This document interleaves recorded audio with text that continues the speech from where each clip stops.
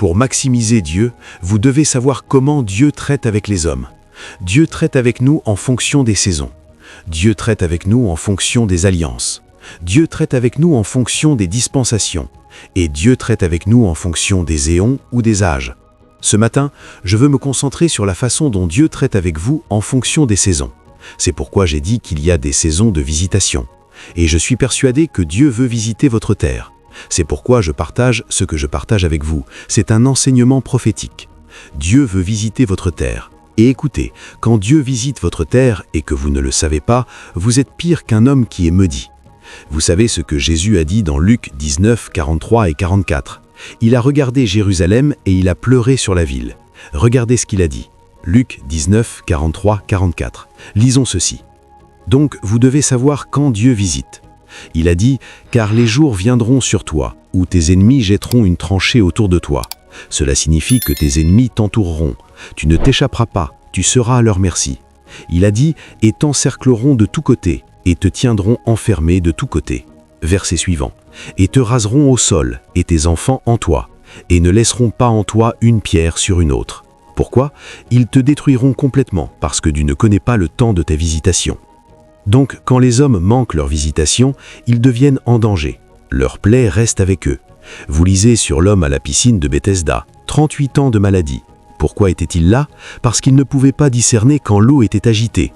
Donc la visitation est une bénédiction, mais si vous la manquez, votre vie deviendra importante. C'est pourquoi vous devez maîtriser la visitation. Mais vous voyez, quand vous maximisez la visitation, tout est possible. Une vierge peut être enceinte au jour de visitation. Cela signifie qu'une terre stérile peut devenir fructueuse.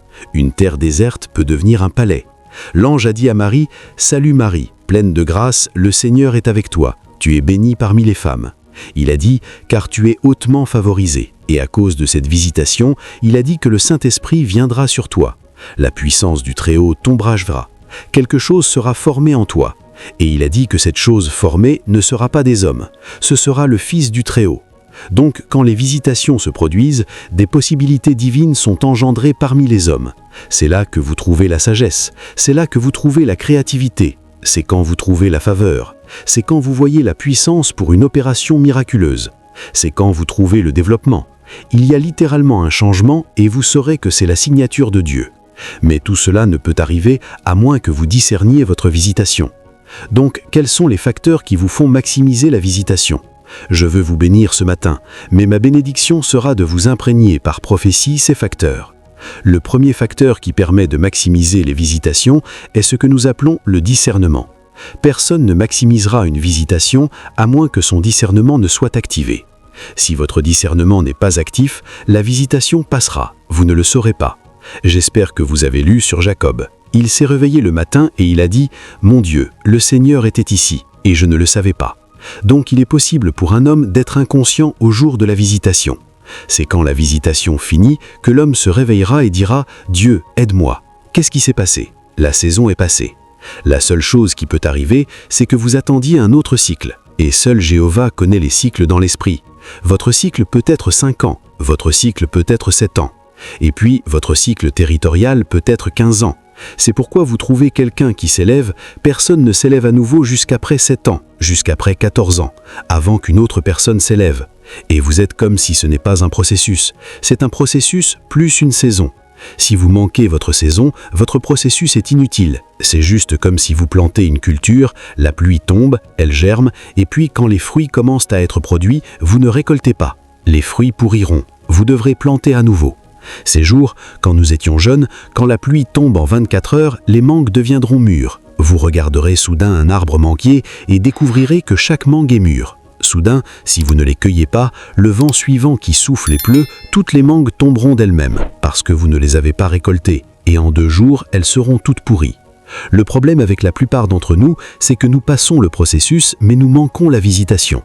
Donc l'arbre a grandi, les fruits ont été produits, mais ils ont pourri. La façon de maximiser la visitation est d'éveiller le discernement. La Bible a dit dans 1 Chronique 12, 32, il a dit que les fils d'Isaacar, ils avaient la compréhension des temps. Il y a telle chose appelée compréhension des temps et des saisons. Il a dit qu'ils savaient ce qu'Israël devait faire. Leur chef était 200, et il a dit que tous leurs frères étaient à leur commandement.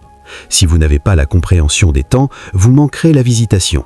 Ce matin, je vous bénis avec la grâce et la capacité de discerner les saisons de visitation. Puissent-elles venir sur votre vie? Asseyez-vous, please.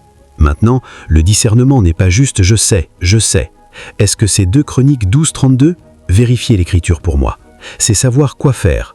Donc la preuve que vous discernez, c'est que je sais quoi faire. Il a dit « Et les enfants d'Isaacar, qui étaient des hommes qui avaient la compréhension des temps et la connaissance des temps pour savoir ce qu'Israël devait faire. » Le discernement n'est pas juste que Dieu vient, je suis conscient. Non, c'est savoir quoi faire. Maintenant que Dieu vient et que vous êtes conscient, qu'êtes-vous supposé faire? Certains d'entre nous sont supposés être sur un programme de jeûne. Maintenant, certains d'entre nous sont supposés être sur un programme d'études. Certains d'entre nous sont supposés être sur un programme de mission. Dieu vous a envoyé aux pauvres. Dieu vous a envoyé à gagner des âmes, mais vous dormez encore. Cela signifie que vous êtes mort pendant que vous marchez. C'est pourquoi je dis « Réveille-toi, réveille-toi, lève-toi d'entre les morts, et Christ te donnera la lumière. » Parce que si vous ne discernez pas, vous êtes mort dans l'esprit. La mort dans l'esprit n'est pas juste que votre vie a quitté votre corps. Il dit « Celui qui vit pour le plaisir est mort pendant qu'il marche. » Celui qui est endormi dans la saison de visitation, la Bible dit qu'il est au lit de mort. Donc vous devez comprendre que les choses spirituelles ont des connotations différentes, et c'est pourquoi vous avez besoin de discernement. Oh, vous avez besoin de discernement. Construisez-le en prière, construisez-le en méditant sur la parole de Dieu. Voyez, quand vous lisez l'Écriture, vous ne lisez pas juste pour savoir, vous activez vous-même. C'est pourquoi parfois lisez la Bible à voix haute pour vous-même. Vous savez ce que vous faites? Vous activez vos yeux en la regardant, vous activez vos oreilles en l'entendant et vous vivifiez votre cœur. Puis quand vous êtes fini de lire, fermez vos yeux et méditez dessus, mémorisez-les. Quand vous êtes fini de mémoriser, parlez-les à vous-même. Vous voyez, quand nous citons des écritures comme ça, vous pensez que c'est le Saint-Esprit qui l'a juste mis dans notre cœur. C'est parce que nous l'avons d'abord planté dans notre esprit, c'est pourquoi le Saint-Esprit le guide maintenant pendant le sermon. Discernement. Quelqu'un qui trahit ici et saura quoi faire. Vous savez, la plupart d'entre vous, le Saint-Esprit vient, vous trouble, dit « prie la nuit, prie la nuit ». Ce n'est pas une doctrine. Ne venez pas à l'église et dites « vous devez prier la nuit ». Ce n'est écrit nulle part dans la Bible. Ceux qui l'ont fait dans la Bible l'ont fait parce qu'ils étaient conduits, parce que ce n'est pas une doctrine. Suivez-vous. C'est une opération prophétique. Si Dieu vous enseigne comment combattre ou passer à travers une saison prophétique, il peut vous dire « pour cette saison, prie la nuit ». Mais ce n'est pas une doctrine. J'ai ce nous appelons des veilles de prière. Dieu nous l'a donné comme un système de couverture. Donc, chaque premier week-end du mois, nous prions autour de l'horloge. Mais nous n'allons pas commencer à l'enseigner au corps de Christ et dire « si vous ne priez pas à ce moment, vous êtes mort ». Non, cela deviendra un dogme. Mais c'est une réalité prophétique. Et ceux d'entre vous ici que le Saint-Esprit vous dit maintenant « prie la nuit, prie la nuit ». Si vous ne le faites pas, vous serez choqués. Après 1 mois ou 2 mois, vous ne le entendrez plus. Ce que cela signifie, c'est que cette saison est passée. Parce que c'est comme un potier, il s'ouvre et se ferme. Quand cette saison passe, si vous voulez prier la nuit pour l'année suivante, vous n'accomplirez rien. Vous avez juste fait de la discipline spirituelle. Bien fait. Mais si c'est pour la saison, elle est passée. Discernement. Numéro 2. Comment maximisez-vous, asseyez-vous s'il vous plaît, votre saison de visitation est en construisant des autels. Ce que cela signifie, ce n'est pas que aller ériger une pierre. Ce que cela signifie, c'est que tout ce que votre discernement capture, ne le faites pas seulement ce temps-là. Faites-en un mémorial autour. Laissez-le devenir votre culture. Vous savez, quand Jacob s'est réveillé, la Bible a dit qu'il a vu une échelle descendre du ciel et des anges montaient et descendaient. Et il a dit « Le Seigneur était ici et je ne le savais pas ». Il n'est pas juste parti, il était sage. Qu'a-t-il fait? La Bible a dit qu'il a érigé un autel là et l'a appelé Bethel, El Bethel, la maison de Dieu. Il a créé un mémorial et il a créé une culture spirituelle autour. C'est la sagesse des pères.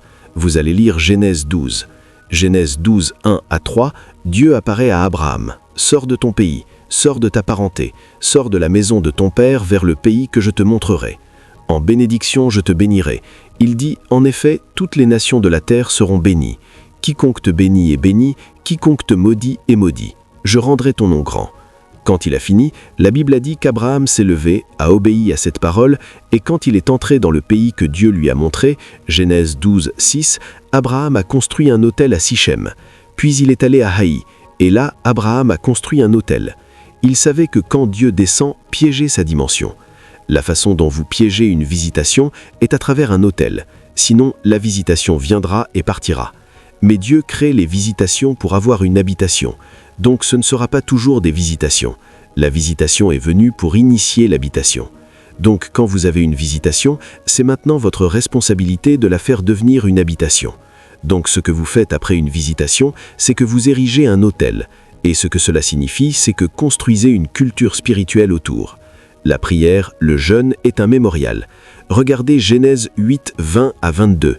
Dieu a parlé à Noé de son cœur et il a dit « Noé a érigé un autel et a sacrifié chaque bête pure. » Et puis Dieu a ajouté et dit « Je ne détruirai plus la terre à cause de cet autel. » Parce que dans l'esprit, l'encens monte.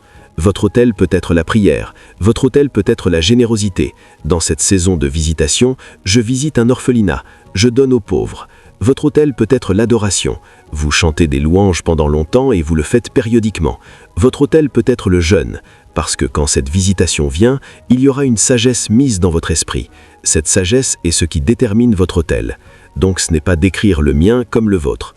Au nom de Jésus, je décrète qu'il soit imparti à vous.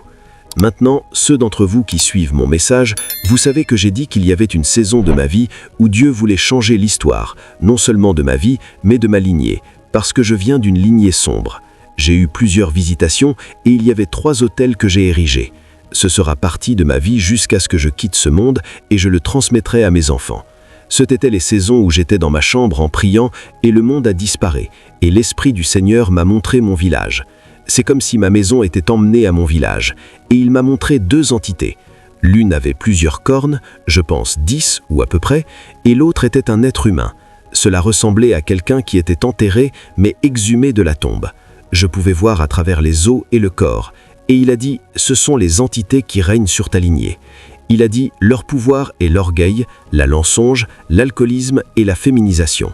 Il a dit, si ces choses sont dans ta vie, tu n'iras jamais loin. Chez moi, quand tu peux boire un fût de vin de palme, tu es un homme. Oh mon Dieu! Quand tu es un jeune garçon, la façon dont ils te testent si tu es fort, c'est que le matin, quand tu te réveilles, usuellement tu rencontres les aînés. Ils prennent déjà du vin frais. Celui du matin est très fort, mais il est doux. Donc quand tu viens, ils te donneront une tasse et ils te regarderont. Si tu bois et bois, tu es un homme faible. Mais si tu le mets et tu ne le lâches pas jusqu'à ce que tu le vides, quand tu le lâches, alors ils te rugissent. Ils t'appellent tonnerre. Cela signifie qu'un homme s'est levé dans notre clan. Il est un homme, l'alcool. L'alcool est ce qui fait un homme alcool. Et le Seigneur m'a dit, ce n'est pas une sagesse, c'est une servitude. Donc pour garder cette rencontre, le Saint-Esprit m'a donné la sagesse. Il a dit, l'une de ces sagesses était le jeûne. C'étaient les saisons où je jeûnais. Il n'y avait pas de programme de jeûne. Au moment où j'ai fini, c'était 5 ans. Il n'y avait que peu de jours où je mangeais de la nourriture. Du matin au soir. Je mangeais seulement le soir. Seulement le soir. Des semaines passaient, des mois passaient. C'était normal. Ceux qui me connaissent vous diront que jusqu'à aujourd'hui, l'estomac ne peut pas revenir à la normale. L'estomac a été perpétuellement altéré. Partout où je voyage, ils savent que je ne mange pas le matin. Ce n'est pas que je jeûne. Ne m'apportez pas de nourriture, c'est du gaspillage. Et chaque nourriture que vous apportez, vous en trouverez plus de 70% comme ça. L'estomac s'est fermé, donc c'est devenu un hôtel. Je viens juste de rentrer d'Australie. Mon fils qui me servait, ils apportaient de la nourriture. Je prenais 3 cuillères. Je suis bien. Il disait, mais tu dois manger. Même quand tu ne jeûnes pas, tu ne manges pas. Pourquoi? J'ai dit, c'est mon meilleur. Donc maintenant, je bois plus. J'essaie de, vous savez, saturer mon corps. Donc il m'apporte toutes sortes de smoothies et de liquides pour que je sois en bonne santé. Mais l'estomac ne peut plus s'ouvrir. Je ne dis pas d'aller jeûner, mais c'est mon hôtel. Et tous ceux qui suivent mon message, après un certain temps, ils commencent à jeûner en marathon. Je ne leur dis pas, mais ils commencent à jeûner 1 mois, 2 mois, 7 mois. C'est la faiblesse, parce que si vous entendez des choses comme ça, vous pourriez dire « Allez, de quoi parles-tu » Mais la preuve n'est pas dans ce que je dis. Écoutez le message, vous verrez que partie du témoignage est le jeûne. Si vous l'entendez pendant 2 ou 3 semaines, vous commencerez à jeûner, vous ne saurez pas pourquoi. Mais c'est un corps, c'est l'autel. Le deuxième autel que Dieu, par la sagesse, m'a fait ériger était la générosité. Demandez à ceux qui sont autour de moi. Aucun jour ne passe sans que je bénisse des gens. Pas un seul. Ces derniers temps, il est difficile qu'un jour passe sans que j'ai dépensé au moins 1 million pour des gens. Pas par compassion. C'est juste impossible. Des vêtements, aux bijoux, aux voitures, à l'argent. Je veux dire, c'est comme si c'est un tabou d'épargner. Et je ne dis pas que je n'épargne pas, mais dans ma maison, maintenant, ma femme est l'administratrice de notre foyer. J'ai délégué ce pouvoir à elle. Donc elle planifie, elle décide de nos finances. Mais si vous me donnez, si ça n'entre pas dans le royaume, ça finira dans les mains des pauvres. Donc celle qui est pour la maison, elle la gère maintenant. Il n'y a pas de contention avec la tête, mais elle a plus de sagesse maintenant dans cette administration. Donc je suis venu, c'est un autel. C'est un autel. Et le troisième autel que j'ai est la prière et l'adoration. Si vous prenez mon téléphone maintenant, il y a différentes playlists qui jouent sans arrêt. J'ai besoin d'encens qui monte, de l'encens, pour que je mâche des langues. Je dis à mes gens, vous devez être léger pour que, à tout moment, vous puissiez voler. Ce que je vous enseigne maintenant m'est venu dans la voiture, entre la voiture et ici. À cause de, jusqu'à ce que je sorte, j'ai dit que je ne prêche pas. Je lui ai dit déjà ce matin, va prêcher à tes gens. Je vais à Anubu. Mais quand je suis sorti, j'ai vu qu'il était comme, je l'ai dit, je pensais que tu étais à l'église. Il a dit, non monsieur. J'ai dit, qui prêche? Il a dit, il loue Dieu. Mon cœur a été touché. Donc c'était un trajet de 5 minutes de ma maison jusqu'ici qui a cristallisé ce message. Vous ne pouvez pas l'obtenir comme ça si vous n'êtes pas aimé. La seule chose que j'ai prêchée avant dans ce message sont les traitements de Dieu. Mais même l'écriture que j'utilise maintenant, elles ne sont pas les mêmes. Ce que je vous dis, pendant que je viens, j'écris. Les gens me connaissent. Ceux qui sont avec moi tous les jours, j'écris. Cet appareil est dédié à l'écriture. Il n'y a pas de carte SIM ici. Celui-ci est un bloc-notes. C'est pour le Saint-Esprit. À chaque fois que je l'ouvre, Dieu parle. Donc vous trouverez des dates. Il n'y a pas de jour où Dieu ne dit pas quelque chose plus de 2 ou 3 fois. Mais la raison, c'est parce que vous êtes devenu léger. Vos ailes sont ouvertes tout le temps. Donc vous pouvez planer jusqu'à Sion. Mais ces hôtels que Dieu m'a donnés dans la saison de visitation, ils sont maintenant devenus le mémorial. Donc à chaque fois que le ciel capte l'encens, il lâche quelque chose. Il lâche quelque chose. C'est comme ça que vous maximisez la visitation au nom de Jésus-Christ, la capacité de construire votre propre hôtel, qu'il repose sur vous. Maintenant, c'était les saisons où j'ai vu un aigle plus grand qu'un bâtiment. Quand il ouvre ses ailes, il se déplace d'un état à un autre. Il se déplace d'un pays à un autre. Une autre fois, j'ai vu un cheval qui était plus haut qu'un bâtiment à étage. Vous savez ce que le Saint-Esprit a fait? Il a zoomé mes yeux, et j'ai vu quelqu'un accroché à la plume de l'aigle. Et quand il a zoomé plus loin, j'ai vu que c'était moi. Il a zoomé mes yeux, j'ai vu quelqu'un debout au pied du cheval. Le sabot était plus haut que la personne. Et il a zoomé et j'ai vu que c'était moi. Une puissance m'a porté et m'a mis sur le cheval. Et quand le cheval a galopé, il se déplaçait d'état en état. Je voyais des états, des noms d'états. Puis j'ai commencé à voir des drapeaux de nations. Je suis sorti de cette rencontre, en 2 semaines, j'ai eu 17 invitations pour 17 nations. Ce n'est pas « Ah, je peux prêcher, invitez-moi ». Non, messieurs. Ce que nous faisons ici, c'est lequel allons-nous assister, Seigneur. Ce n'est pas parce que nous sommes des prêcheurs spéciaux. Il y a 1 million de personnes qui prêchent bien mieux que ce que nous faisons. Il y a 1 million de personnes qui ne sont pas ointes. Elles peuvent ressusciter les morts presque à volonté. Mais la visitation est ce qui ajoute de la couleur à votre vie. Et quand la visitation vient, faites-en une habitation. Ce qui fait que les visitations deviennent des habitations sont les hôtels que vous construisez au pied de ces visitations. Tous les noms de Dieu, comment pensez-vous qu'ils sont venus? Quand Dieu leur a parlé, ils ont élevé un autel.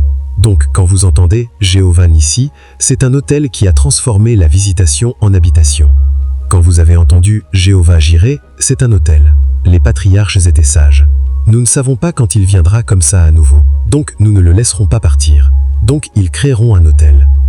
Certains d'entre vous ont une visitation dans votre rêve, vous vous êtes réveillé, vous dites « Caille », et puis le lendemain vous allez regarder un film, c'est pourquoi la visitation a disparu. Je vous bénis déjà. Numéro 3. Asseyez-vous s'il vous plaît. Comment maximisez-vous les visitations? Alignez votre cœur à la volonté de Dieu, parce que quand Dieu visite, il vous montrera sa volonté. Alignez votre cœur. Quand l'ange est venu à Marie, il a dit « Tu seras enceinte de l'Esprit Saint ». Et Marie a répondu « Comment ces choses seront-elles » Et il a dit « L'Esprit Saint viendra sur toi. La puissance du Très-Haut t'ombragera. » Il a dit que ce qui sera formé en toi sera appelé le Fils du Très-Haut. Luc 1, 35 à 45. Et Marie a répondu « Qu'il me soit fait selon ta volonté, qu'il me soit fait selon ta parole. » Les cieux l'ont écrit. Ils ont scellé le contrat.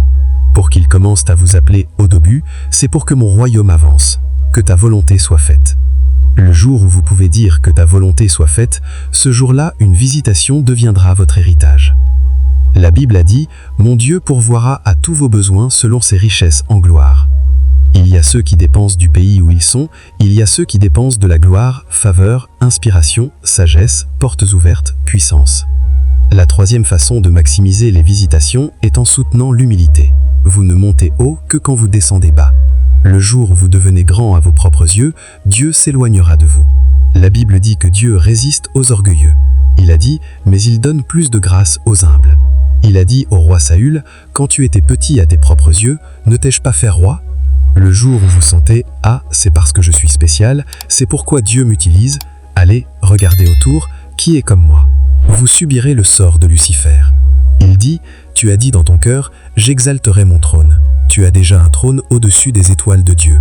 Je veux être au-dessus des anges. Je ne suis. » Vous arrivez à un point pour dire « Non, maintenant je ne suis pas égal à tous. » Comment? C'est voyant, nous ne sommes pas les mêmes, certains d'entre nous sont des croyants seigneurs. Vous aurez un problème.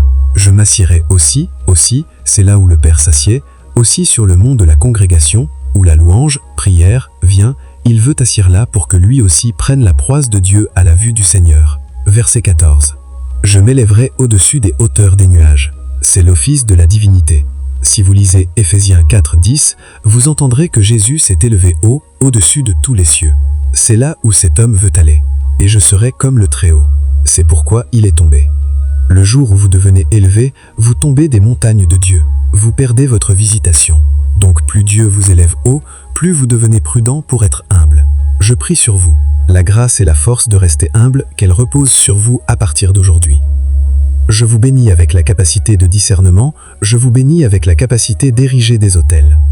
Je vous bénis avec la capacité d'aligner notre cœur à la volonté de Dieu. Je vous bénis avec la grâce et la force de rester humble pendant que Dieu vous élève au nom de Jésus-Christ.